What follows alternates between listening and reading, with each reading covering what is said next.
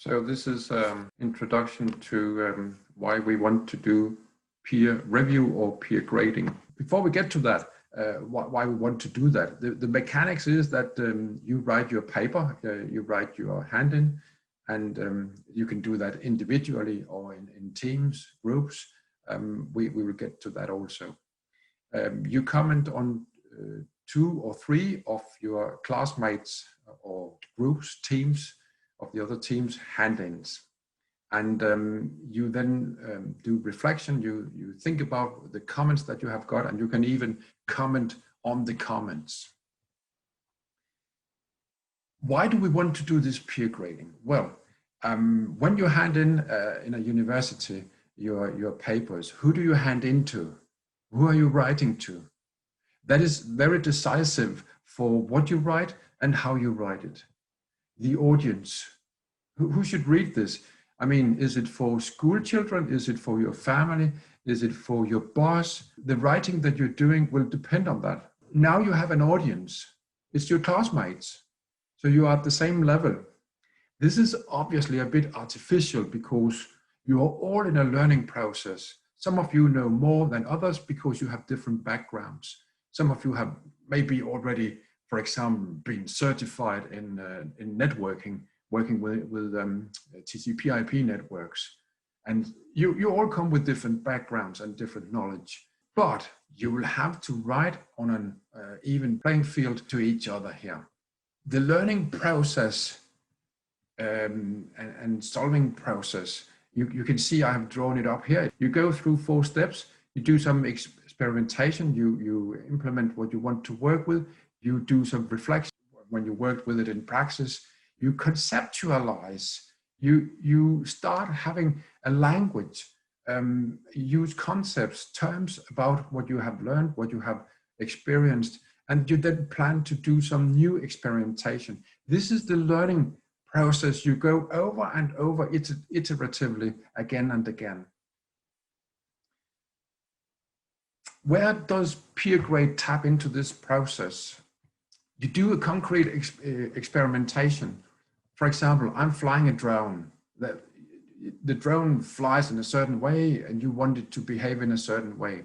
Then you reflect, okay, it didn't do exactly what I wanted to do. It was going too fast or too slow or too low or too high or whatever you want that drone to do. So you do some observations, you start creating yourself a language. And that taps into the third part, conceptualization. What does PeerGrade have to do with this? Well, you write a paper on how to fly this drone from your cell phone or from your laptop or whatever wherever you are controlling that drone from. And you will see each other's papers that you have written on how to work with this drone. It can have sensors, it can have actuators on board.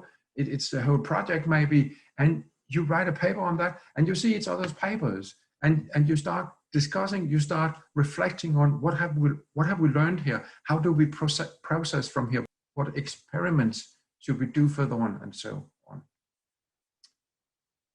So in essence, why PeerGrade? It's all about communication. You should not be sitting like the guy here thinking, oh my God, I don't know anything, or oh my God, they don't know anything. You will come out in a workplace and you will have to communicate with a lot of different people when you get out from this institution. So that is what it's all about. Whatever level you are at, train your communication skills. This is super daunting. It's frightening, but you have to get into it. So hopefully you end up down here, all smiling and helping each other out also. It's not about helping each other out. It's about learning. Whatever level you are at, it's your learning process. How to give constructive feedback. I've written up some examples here. If you are reviewing a paper about some TCP/IP stuff, you write, you are not using TCP dump as a feedback. That's not good. Right, try using TCP dump to see if pings arrive at the interface on the router. maybe you don't understand what I'm saying here, but at least you understand that there's a lot more explanation to what you would like to see actually from your peer here.